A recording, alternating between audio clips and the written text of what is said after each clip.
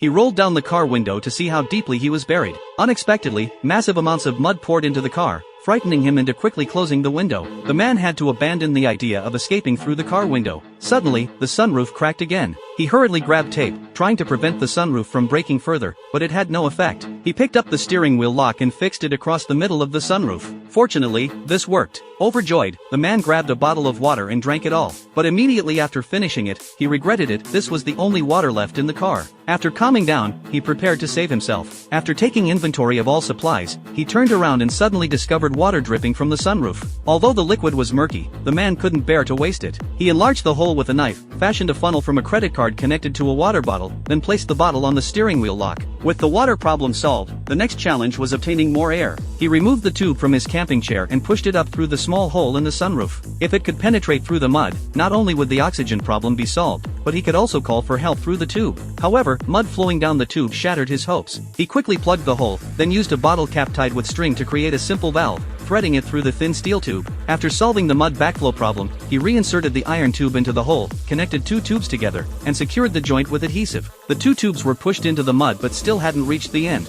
He realized he was buried very deep. As the distance increased, so did the friction. The third tube could no longer move. He found a jack, but soon the jack reached its limit. He had to use towels to pad his shoulders, enduring excruciating pain as he pushed the tube upward bit by bit. After several roars of effort, he suddenly felt the friction lessen. He quickly found some wire and threaded it up along the tube while praying silently. When the wire stopped moving, the man forcefully pushed it upward. Click! To the man's excited gaze, a sliver of daylight shone through the tube.